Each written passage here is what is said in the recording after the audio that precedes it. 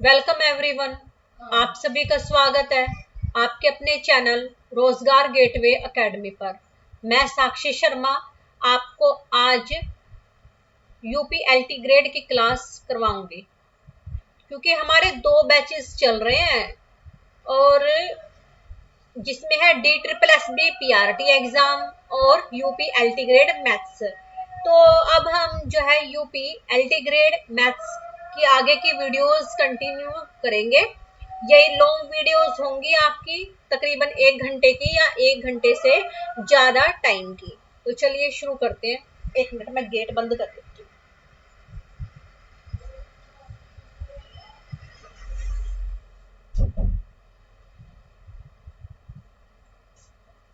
चलिए अब करते हैं काम। हमारा टॉपिक जो था वो था टाइप्स ऑफ फंक्शंस। चलिए इसमें है हमारे पास first point, a function f from x to y, x क्या है डोमेन, y को domain, is defined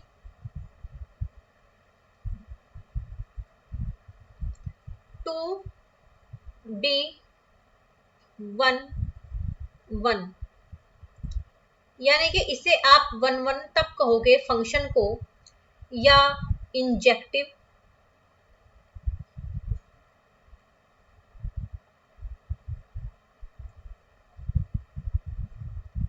if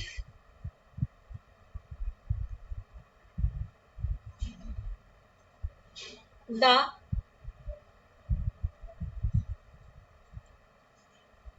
images of distinct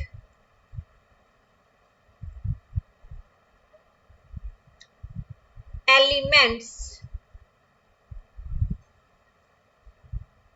of x under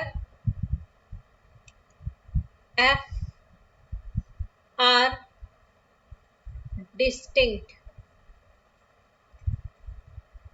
यानी कि f अगर आपका कोई फंक्शन है वो 1 1 तब होगा अगर x के हर एक एलिमेंट के पास अपनी एक अलग इमेज आ जाए y के अंदर, यानी कि डिस्टिंक्ट एलिमेंट्स के पास डिस्टिंक्ट इमेजेस हो। किसी भी एक एलिमेंट की 2 इमेज ना हो और किसी भी 2 एलिमेंट की एक इमेज ना हो। ठीक है, तो यानी कि डिस्टिंक्ट के पास डिस्टिंक्ट इमेज आए जब आप उस पर f को अप्लाई करें। ठीक है, तो आगे है दैट इज, अगर आपके पास x1 x2 2 एलिमेंट हैं जो आपने x से ले लिए अपने डोमेन से, ठीक है, तो आपके पास क्या मिलेगा, आपको इमेजेस मिलेंगी f of x1 f of x2। अगर आपकी इक्वल इमेजेस हैं तो इसका मतलब आपके पास x1 और x2 क्या है, सेम ही है। ठीक है, अगर इमेज एक जैसी होंगी तो वो एलिमेंट भी एक जैसे ही होंगे, यानी कि 1 1 ही होगा, रिपीट कर रहा होगा एलिमेंट। ठीक है, तो ये आपके पास है। अब मैं इसकी एक पिक्चर बना के आपको दिखाती हूँ कि कैसे है। विजुअलाइज कर लेते हैं। जैसे कि हमारे पास एक ये सेट है x और एक ये सेट है हमारे पास y। ठीक है, इसके अंदर हमारे पास है 1 2 और 3, इसके पास है 1 4 और 9।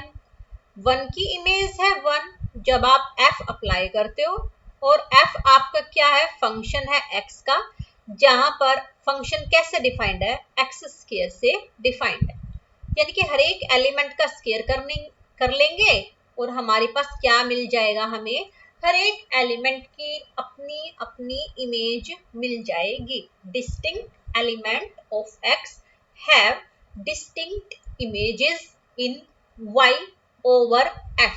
ठीक है, अब नेक्स्ट है हमारा जो है वो onto फंक्शन है। Second, a function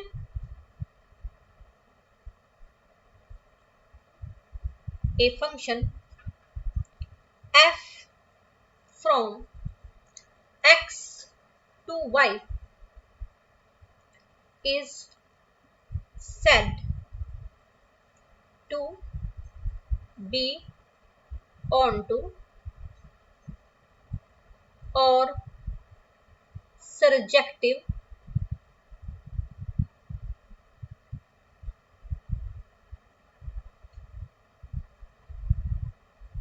if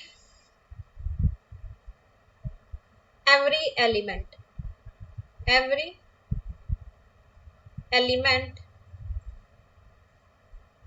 of y is the image of some element of x under f, that is, यानी कि आप एक फंक्शन को जो x से y पर डिफाइंड है उसे onto या सरजेक्टिव तब कहोगे अगर y के हर एक एलिमेंट इमेज हो x के कुछ एलिमेंट्स का, यानी कि y के अंदर सभी इमेजेस पड़ी हुई होनी चाहिए आपके पास। y के अंदर क्या होनी चाहिए, आपकी इमेजेस होनी चाहिए, आपकी सारी की सारी। कोई भी एलिमेंट y के अंदर ऐसा नहीं होना चाहिए जो किसी भी एलिमेंट की इमेज ना हो। ठीक है, that is for every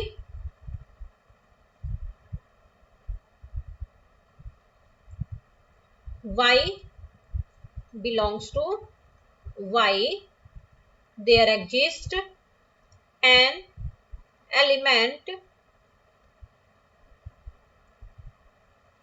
x belongs to x such that f of x equals to y। ठीक है, यानी कि y के अंदर जो भी एलिमेंट हो आपके पास वो सभी के सभी इमेज होने चाहिए x के एलिमेंट्स के। जैसे कि इसका भी विजुअलाइजेशन है, ये है आपके पास और एक ये है आपके पास, ये x है ये y है, इसके अंदर आपके पास वही है 1 2 और 3, इसके पास है वही 1 4 एंड 9। तो यहाँ पर ये क्या है, इमेज है, ये भी क्या है, इमेज है, ये भी क्या है, इमेज है इन सब की। ठीक है, यानी कि इस एलिमेंट के पास अपनी प्री इमेज, इस एलिमेंट के पास अपनी प्री इमेज, इस एलिमेंट के पास अपनी प्री इमेज। तो ये आपका क्या है, एक onto फंक्शन है। ठीक है, चलिए अब third point,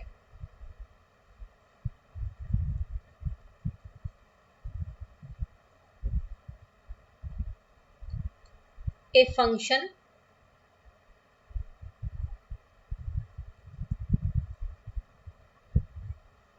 f from x to y is said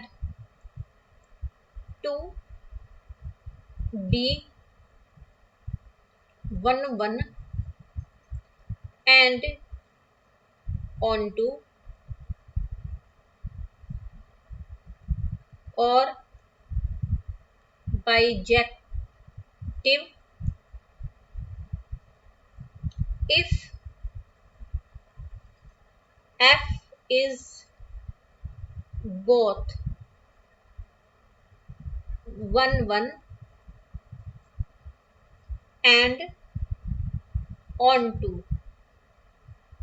अगर कोई फंक्शन आपके पास 1 1 एंड onto दोनों है तो वो फंक्शन आपके पास क्या होगा, बाइजेक्टिव होगा, उसे आप बाइजेक्टिव कहोगे।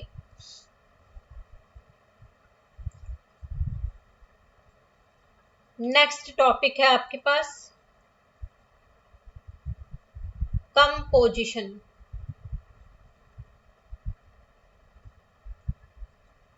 Of functions.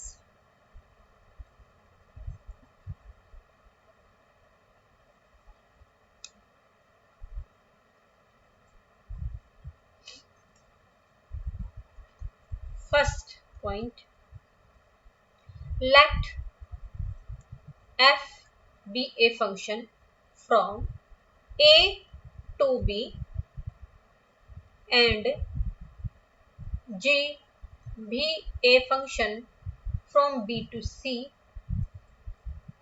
ठीक है, b to functions f और g आपके पास क्या है, दो functions हैं। then the composition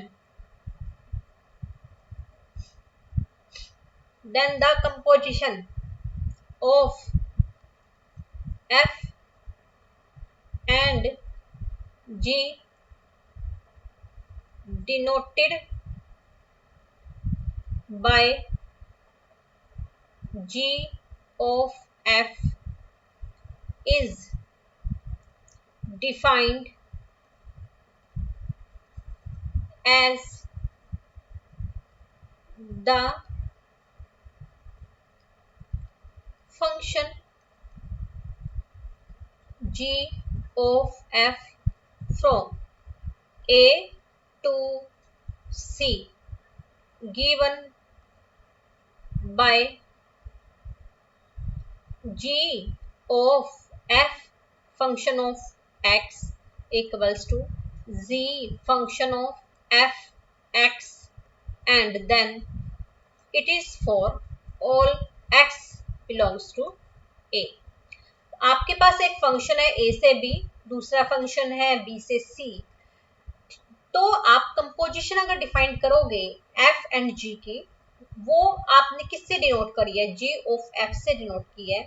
तो वो कहां से डिफाइंड होगी, a से ही डिफाइंड होगी c तक, क्योंकि पहले आप f अप्लाई करोगे और f में x के एलिमेंट है जो a से बिलोंग करते हैं, और g तक जाओगे यानी कि g की आप कोडोमेन तक जाओगे, तो यानी कि नेक्स्ट जो कोडोमेन आपको मिलेगी वो c मिलेगी। ठीक है, g ऑफ f आपका a से c होगा क्योंकि पहले आप f अप्लाई कर रहे हो।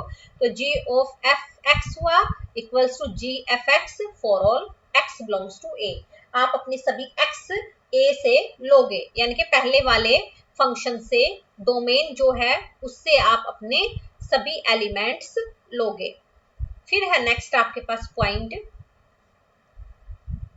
Second, if f from a to b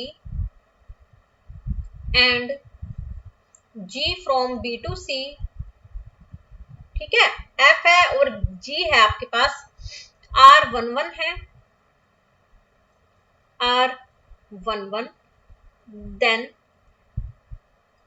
इनकी जो कंपोजिशन होगी फ्रॉम a to c वो भी क्या होगी, 1 1 होगी आपके पास। इसी तरीके से सेकंड है आपके पास,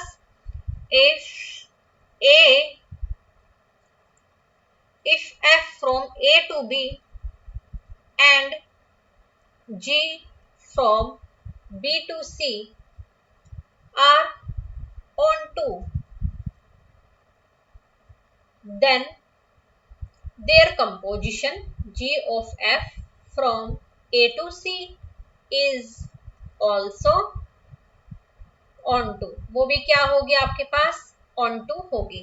आप अगर f ऑफ g डिफाइंड करना चाहते हो तो आप f ऑफ g भी अपने डिफाइंड कर सकते हो, और उसके अंदर जो है आपके पास अगर 1 1 ही है एलिमेंट तो f ऑफ g भी आपके पास 1 1 ही आएगी, और अगर एलिमेंट्स आपके पास f एंड g में ऑन टू फंक्शंस हैं ये आपके, तो f ऑफ g भी आपकी ऑन टू ही आएगी। इस बात से कोई फर्क नहीं पड़ता कि आप f ऑफ g ले रहे हो कंपोजिशन या g ऑफ f ले रहे हो अपनी कंपोजिशन। ठीक है, 1 1 की 1 1 आएगी और ऑन टू की ऑन टू आएगी आपके पास।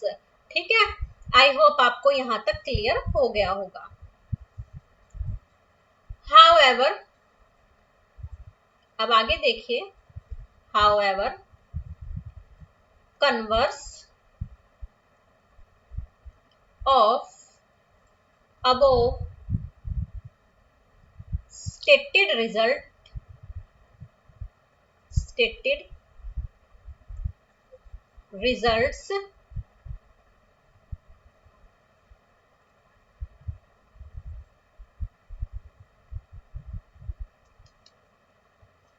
यहां पर ये थर्ड पॉइंट है,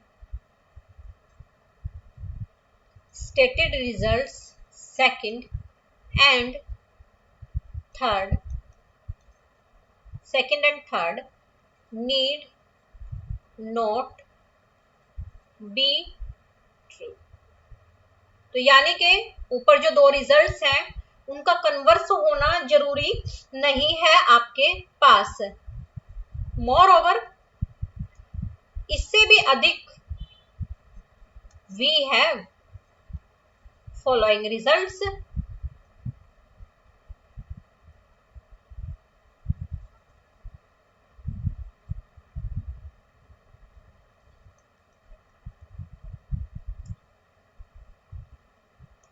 क्या है आगे आपके पास रिजल्ट कि लेट एफ है आपके पास from A to B and G है आपके पास from B to C, be the given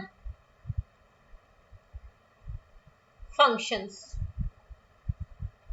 ये गिवन फंक्शंस है आपके पास such that G of F है आपके पास 1 1। अगर कंपोजिशन 1 1 आ रही हो तो उस केस में हमेशा ही बाद वाला जो फंक्शन होगा वो क्या होगा, 1 1 होगा। क्लियर है? आप दोनों के बारे में नहीं कह सकते, ठीक है, जी और एफ दोनों के बारे में नहीं कह सकते हो अगर आपकी कंपोजिशन 1 1 है, पर लास्ट वाला जो फंक्शन होगा जैसे जी ऑफ एफ में एफ बाद वाला फंक्शन है आपका, तो वो एफ आपका 1 1 होगा। ठीक है, जब ऑन टू का केस होगा तो उस केस में पहले वाला जो फंक्शन होगा वो ऑन टू होगा। दोनों के बारे में रिजल्ट नहीं है, एक एक के बारे में रिजल्ट है। ठीक है, तो चलिए नेक्स्ट लिख लेते हैं, let f A to B and g B to C be the given functions such that g of f is onto, then g यानी कि पहले वाला फंक्शन इज, ये जो पहले लिखा हुआ है कंपोजिशन में onto, तो वो क्या होगा, onto होगा। तो आप जो है पहले वाले के बारे में ये कह सकते हो ऑन टू अगर कंपोजिशन है कि भाई आपका पहला वाला फंक्शन ऑन टू होगा, और अगर कंपोजिशन आपकी क्या हो, ये हो क्या कहते हैं 1 1 हो, तो बाद वाला फंक्शन आपका क्या होगा, 1 1 होगा। ठीक है, और अगर कंपोजिशन आपको बाइजेक्टिव दे दी जाए तो उस केस में आपके पास, यानी कि कंपोजिशन आपको बाइजेक्टिव दे दी जाए तो आप ये कह सकते हो कि आपका एफ तो 1 1 होगा और जी ऑन टू होगा, यानी कि बाद वाला फंक्शन 1 1 और शुरू वाला फंक्शन ऑन टू होगा।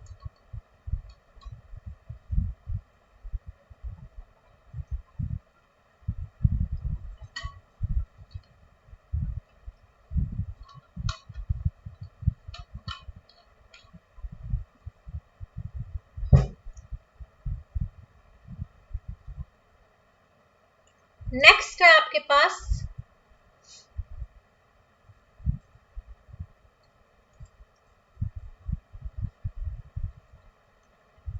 invertible function, invertible function. First point, a function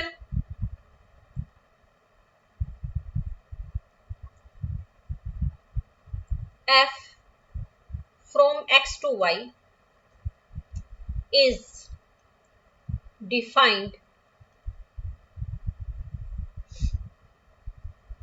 to be invertible if there exists a function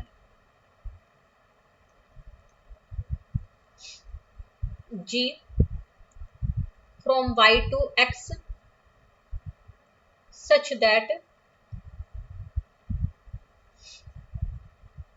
g composition with f is identity over x and f of g भी identity देंगे over y. The function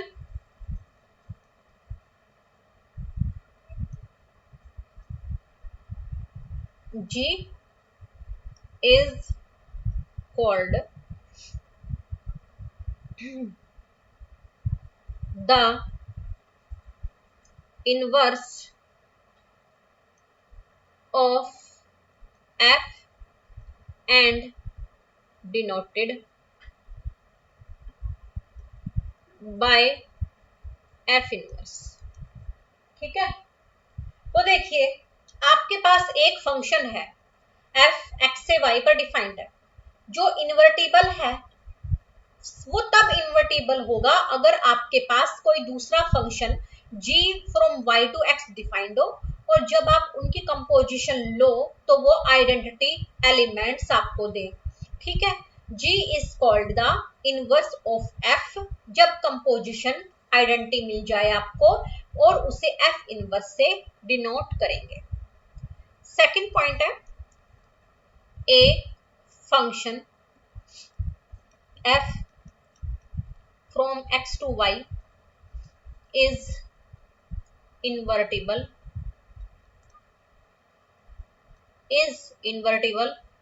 if and only if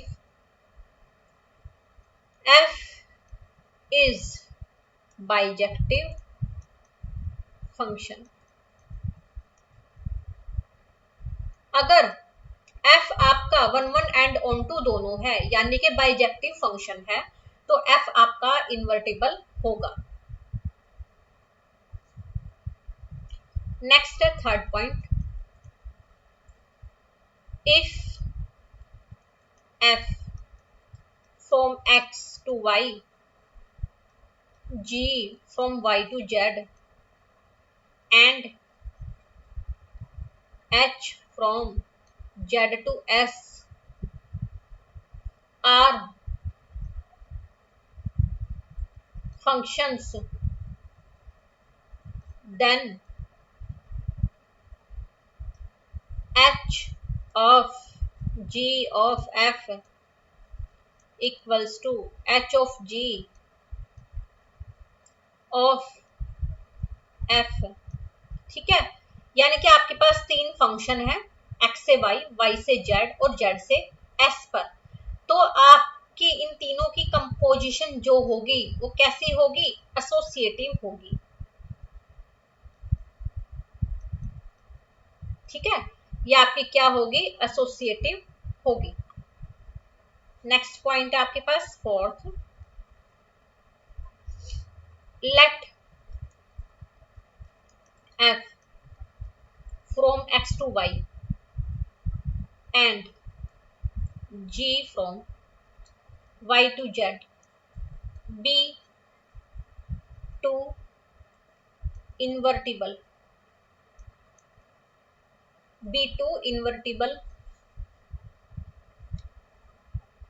functions.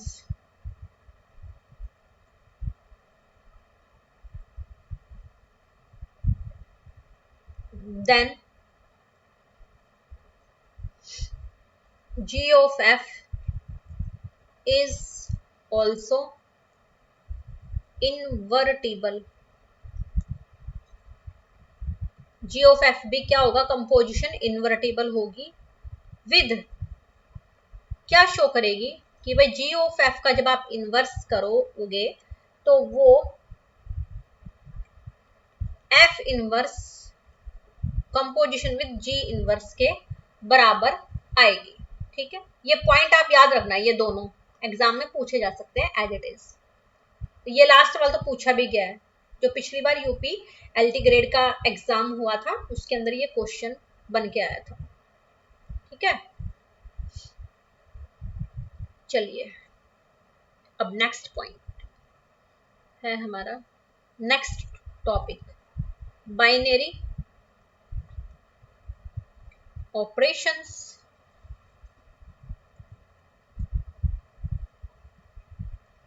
ये आपकी UP LT grade के लिए भी sufficient है और UP GIC lecturer के लिए भी। First, A binary operation, a binary operation star on a set A is a function star from A cross A to A। ठीक है, we denote star A comma B by A star B। जो आपका binary operation है उसे आप star से denote करते हो। ठीक है, और ये फंक्शन जो है ऑन ए सेट, एक सेट ए पर डिफाइंड होता है। कैसे होगा कि भाई कार्टेशियन प्रोडक्ट, बाइनरी ऑपरेशन जो है from Cartesian product of A cross ए से सेट ए पर डिफाइंड होता है और इसके अंदर जो एलिमेंट होंगे वो ए स्टार बी की फॉर्म के होंगे। बाइनरी ऑपरेशन एक सेट ए पर डिफाइंड होता है और ये कहां से कहां तक होगा, Cartesian product of the function to the function. ठीक है, यानी कि ए क्रॉस ए से ए पर बाइनरी ऑपरेशन स्टार डिफाइंड होगा और इसे आप ए स्टार बी से डिनोट करते हो। नेक्स्ट है आपका second point, A binary operation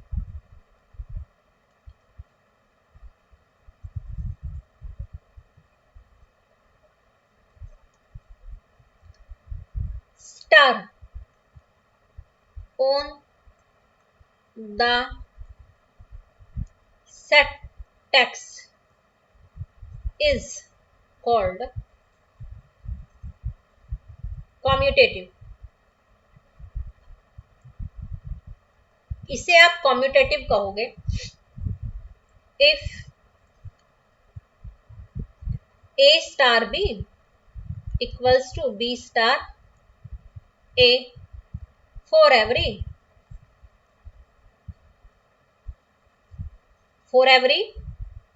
A comma B belongs to X। ठीक है, नेक्स्ट है आपके पास third,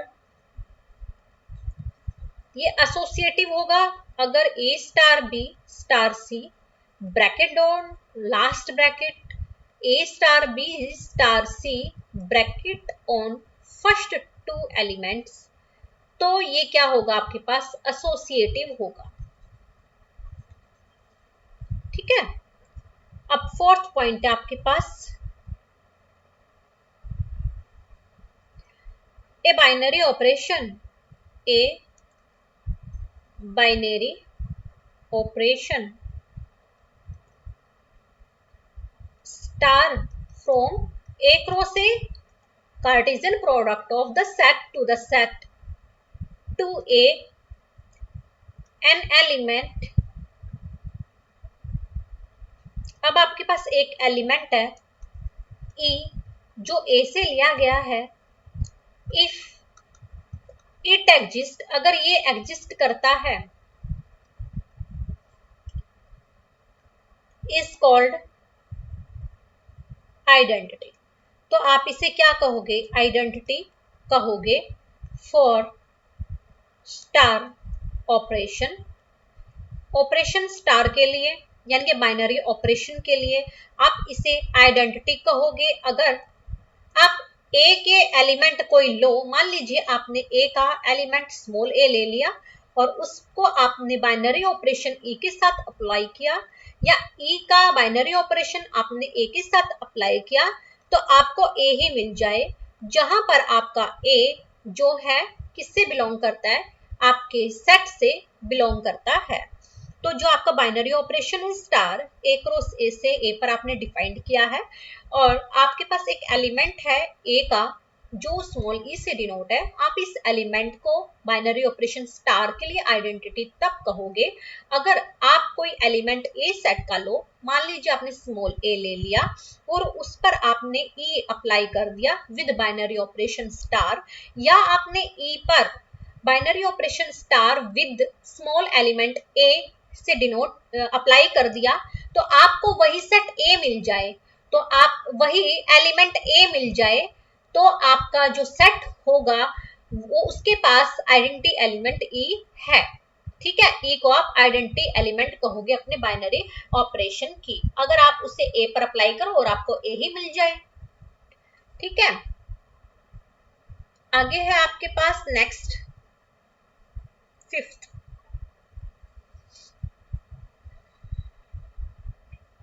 given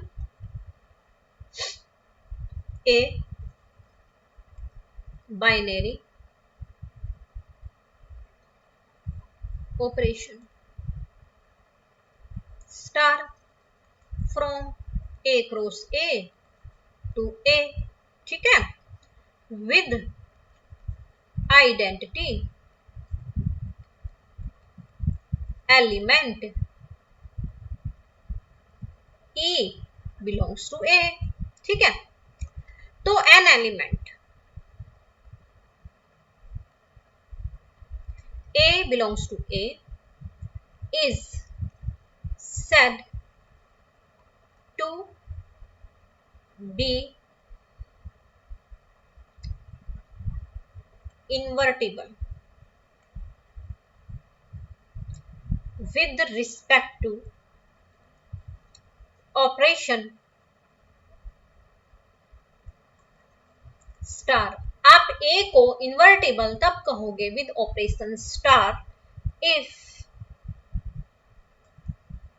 there exists an element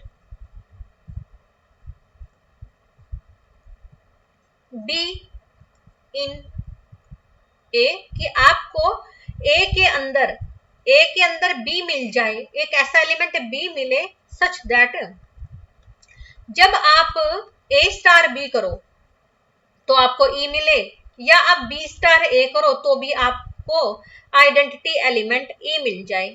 ठीक है, ठीक है, and B is called the inverse of A and denoted by A inverse. तो आपके पास जो है बाइनरी ऑपरेशन स्टार है ए क्रॉस ए से ए पर, और आपके पास एक आइडेंटिटी एलिमेंट ई भी है। फिर आप एक एलिमेंट ए का लेते हो स्मॉल ए, उसको आप इन्वर्टिबल तब कहोगे अगर आपके पास बाइनरी ऑपरेशन स्टार हो और एक एलिमेंट और हो बी। मान लीजिए कि जब आप उन दोनों पर बाइनरी ऑपरेशन अप्लाई करो, ए स्टार बी करो तो आपको आइडेंटिटी एलिमेंट ई मिले, या बी स्टार ए करो तो आइडेंटिटी एलिमेंट ई मिले, तब आप कहोगे कि आपका ए इन्वर्टिबल है और बी आपका क्या है, इनवर्स है ए का, और ये ए इनवर्स से डिनोट होता है। नेक्स्ट है आपके पास, अब तो एग्जांपल्स हैं, चलिए एग्जांपल्स सोल्व करते हैं अपने।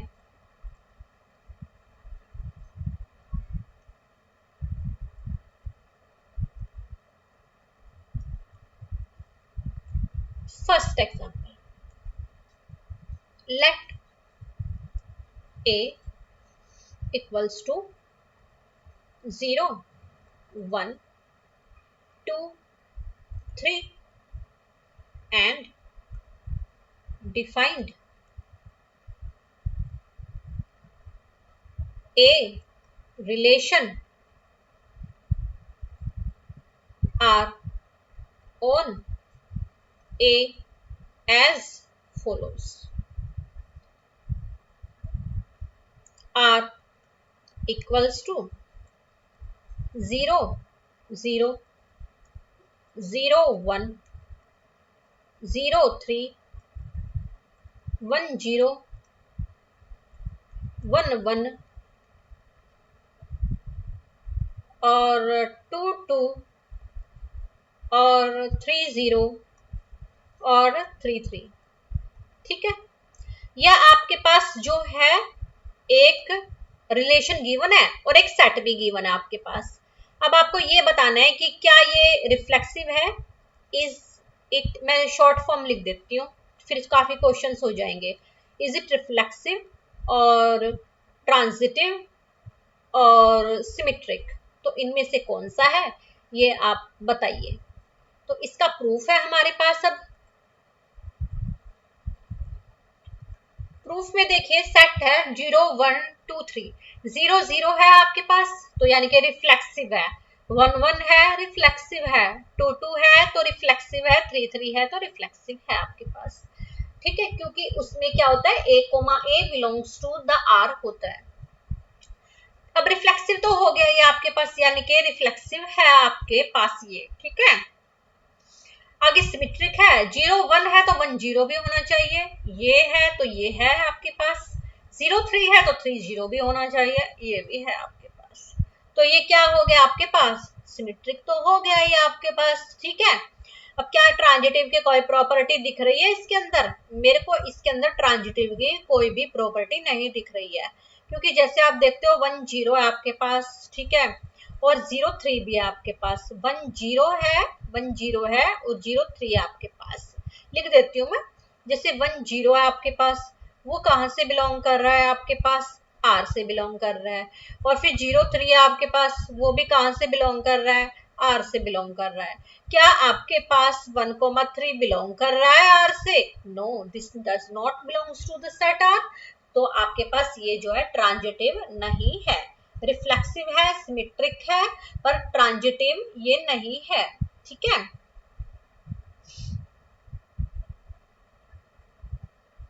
आगे देखिए,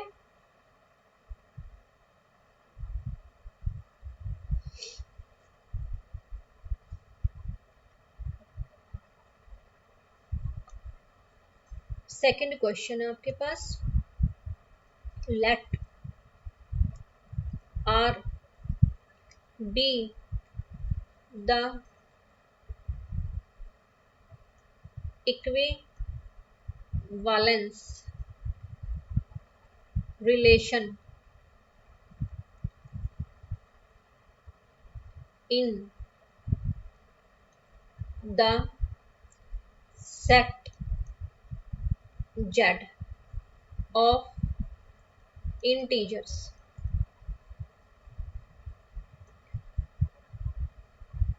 given by R।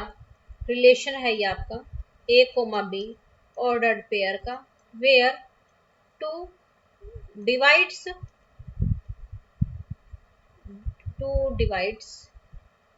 a minus b। Write the equivalence class 0। Write equivalence class, अब ऐसे क्वेश्चन भी आ सकते हैं आपके एग्जाम में, 0। तो इक्विवेलेंस क्लास में क्या होता है, सेट के वो एलिमेंट लिए जाते हैं जो इसके साथ, 0 के साथ कम्यूट कर जाए। ठीक है, इसके साथ जो कम्यूट कर जाए, तो 0 के साथ कौन कम्यूट कर सकता है, जैसे 2 - 2 कर जाएगा 0 के साथ कम्यूट, और 4 - 4 कर जाएगा, क्योंकि जो 2 होगा, 2 - 2 होगा वो आपको 0 देगा, ठीक है। और 0 देगा तो इसका मतलब 2 उसको डिवाइड कर जाएगा। 4 है तो वो भी क्या करेगा, आपको ये दे देगा, क्या कहते हैं, 4 - 4 होने पर वो 2 से डिवाइड हो जाएगा। यानी कि 4 और -4 आप जब लोगे और अप्लाई करोगे इस पर, तो वो आपको जो है 2 से डिवाइड कर जाएगा। तो इसके अंदर आपके जो इक्विवेलेंस क्लास आएगी सॉल्यूशन, यानी कि इक्विवेलेंस क्लास में सेट के वो एलिमेंट्स आते हैं जो उसके साथ कम्यूट कर जाए। तो सॉल्यूशन हुआ आपके पास ये, ठीक है, 0 है। अब इस सेट के वो एलिमेंट्स जो इसके साथ कम्यूट कर जाएंगे 0 के साथ, वो क्या होंगे, एक तो 0 खुद ऑफ कोर्स सी बात है, ठीक है। फिर सभी के सभी इवन इंटीजर्स +-4, क्योंकि ये सब जो है 2 से डिवाइड हो रहे हैं। 2 भी 2 से डिवाइड हो रहा है, 4 भी 2 से डिवाइड हो रहा है, -2 भी -4 भी 2 से डिवाइड हो जाता है। और 0 से क्या होंगे, कम्यूट करेंगे, क्योंकि जब आप इसमें पुट करोगे तो आपके पास जो रिमाइंडर होगा, आपके पास कोई भी दो एलिमेंट आप जब इनके उठा लोगे तो वो क्या करेगा, कोई भी दो एलिमेंट उठा लो चाहे आप इस सेट से रेंडमली, 2 से डिवाइड हो ही जाएगा और आपको 0 रिमाइंडर देगा। तो इससे जो है आपके पास जो इक्विवेलेंस क्लास बनी है 0 की, वो ये बनी है। अब मैंने इसमें +-1 क्यों नहीं लिया, देखिए +-1 नहीं लिया मैंने, क्योंकि मान लीजिए मैंने एक तो 1 ले लिया और एक मैंने कहीं से भी उठा लिया, कुछ भी मान लो मैंने 8 उठा लिया और मैंने इसको माइनस कर दिया, इसमें से -7 आया, तो -7 तो जो है 2 से डिवाइड ही नहीं होता। तो फिर इसीलिए मैंने यहाँ से जो है 1 को काट दिया है, +-1 को, +-3 को भी, क्योंकि इवन में से इवन सब्ट्रैक्ट करोगे तो वो 2 से डिवाइड हो जाता है और इवन नंबर्स ही होते हैं जो 2 से हमेशा पूरे पूरे डिवाइड हो जाते हैं, आपको रिमाइंडर 0 देते हैं। और यही वो नंबर्स हैं जो 0 के साथ भी कम्यूट कर जाएंगे, क्योंकि आपको रिमाइंडर 0 मिलेगा तो 0 के साथ क्या कर गए, वो कम्यूट कर गए। तो इक्विवेलेंस क्लास जो 0 की होगी वो एलिमेंट्स की कलेक्शन होती है जो 0 के साथ कम्यूट कर जाती है, ठीक है। आई होप आपको क्लियर हो गया होगा। ये क्वेश्चन आपका एग्जाम में आया हुआ है, इसीलिए मैंने ये इसमें डाल दिया है, ठीक है। नेक्स्ट है, अब सारे मैं वही क्वेश्चन करवाऊंगी जो आपके एग्जाम में आए हैं, बिल्कुल डिट्टो। आप इनका आंसर चाहे याद करके चले जाना, एग्जाम में इनमें से कोई ना कोई क्वेश्चन आपको जरूर मिलेगा। जैसे थर्ड क्वेश्चन है, एग्जाम में आया हुआ है ये भी, लेट द, ये जो क्वेश्चन अब मैं करवा रही हूँ, ये वाला क्वेश्चन तो मैंने जब पिछली बार आर्मी का एग्जाम दिया था AWES का, तो उसमें ये क्वेश्चन बिल्कुल डिट्टो ही आ गया था, as it is. Let the function f from R to R be defined by fx 4x minus 1 से डिनोट हो रहा है, for all x belongs to R। ये R जो है ना वो वाला है, रियल नंबर वाला। आपके पास फंक्शन है f जो रियल नंबर से रियल नंबर पे डिफाइंड है, और कैसे डिनोट हो रहा है, 4x minus 1 से डिनोट हो रहा है। देन इज इट 1 1, क्या ये 1 1 है? तो 1 1 के लिए हमने क्या किया था, प्रूफ करेंगे अब हम इसका।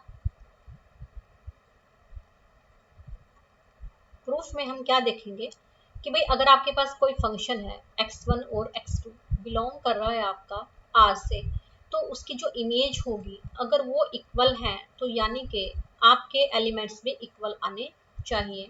तो यहाँ पर fx1 क्या होगा, आपके पास 4x1 - 1, और यहाँ पर fx2 होगा 4x2 - 1। -1 से -1 कैंसिल, 4 से 4 कैंसिल, तो x1 = x2 आ गया हमारे पास। तो यानी कि ये हमारा क्या है, 1 1 है। तो हमने डेफिनेशन का यूज किया जो कहती है कि अगर आप दो एलिमेंट लोगे उनकी इमेज सेम है तो एलिमेंट भी सेम आ जाएंगे आपके पास। तो ये फंक्शन जो है हमारे पास 1 1 आ चुका है। नेक्स्ट है आपके पास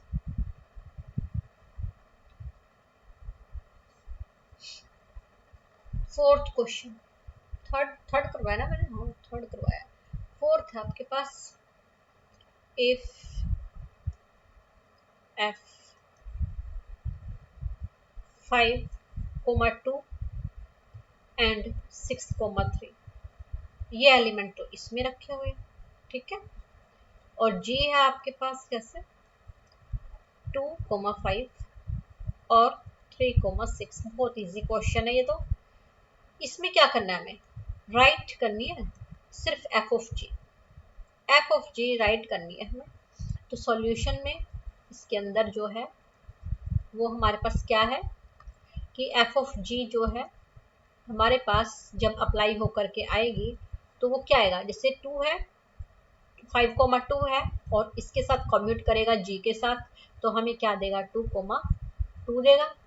और यहाँ पर हमें 6,3 है, यहाँ पर 3,6 है, तो क्या देगा 3,3 दे देगा, ठीक है। तो ये हमारा क्या हुआ एफ ऑफ जी हुआ। ये वाला एलिमेंट इससे कम्यूट करेगा, वो क्या कहते हैं कंपोजिशन करेगा, और ये वाला एलिमेंट जो है इससे कंपोजिशन करेगा।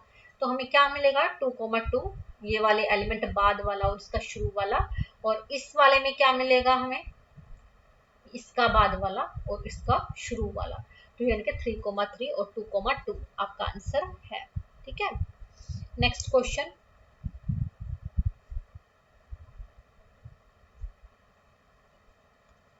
फिफ्थ है, let f from r to r, ये केवीएस में आया हुआ क्वेश्चन है। Be the functions,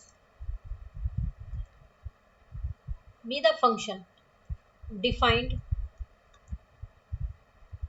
by fx equals to 4x minus 3 for all x belongs to R, then